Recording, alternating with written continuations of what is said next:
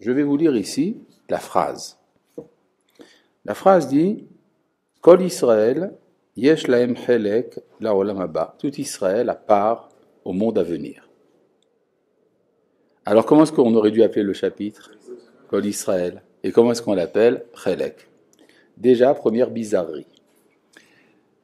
Remarquez que dans le Talmud de Jérusalem, ce chapitre ne s'appelle pas Chelek, il s'appelle Kol Israël. Ce qui est normal. Donc la toute première chose que je voudrais voir avec vous, c'est pourquoi cette différence entre le Talmud de Babylone et celui de Jérusalem. Dans celui de Jérusalem, on l'appelle Kol Israël, et dans celui de Babel, on l'appelle Chelek. Mais pour bien comprendre ça, je vais d'abord lire ce petit bout de phrase. Kol Israël yesh lahem chelek la'olam haba. Tout Israël a part au monde à venir, au monde qui vient. Remarquez bien la phrase. Tout Israël a part au monde qui vient. Cette phrase, elle est sympa ou pas ? C'est une phrase vachement sympa, n'est-ce pas ? Tout Israël a part au olam haba. Ça fait plaisir, non ? Bon, mais le problème, qu'est-ce qui attache mon attention ? Qu'est-ce qui va retenir mon attention ?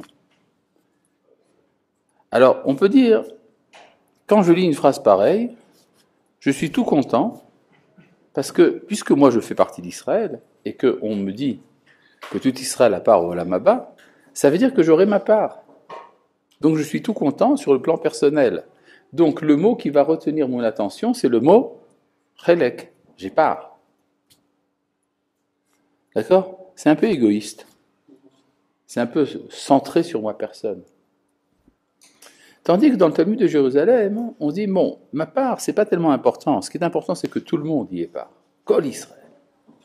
C'est-à-dire, ce qui meut le lecteur de la Mishnah en Eretz Israël, c'est l'idée du klal, de la collectivité. La collectivité, c'est important. À la limite, je pourrais même ne pas participer au olam haba. Mais l'essentiel, c'est que la collectivité y participe. Tandis que, c'est-à-dire qu'on peut dire que le Talmud de Jérusalem est porté par ce qu'on appelle un sentiment national. Tandis que ce qui préoccupe le Talmud de Babel, c'est un sentiment religieux. Et donc individualiste. C'est très intéressant de voir, dès le départ, cette scission entre deux manières de comprendre la Torah. Une d'Eretz Israël qui se réfère en permanence à la collectivité, et une qui appartient à Babel et qui se réfère à l'individualité. D'accord ? Entre le national et le religieux.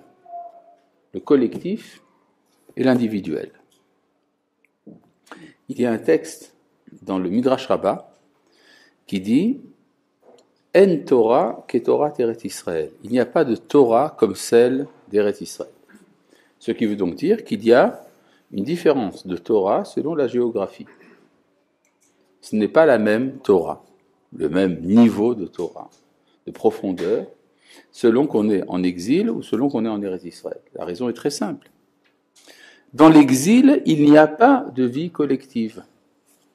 Il y a à la limite ce qu'on appelle la vie communautaire.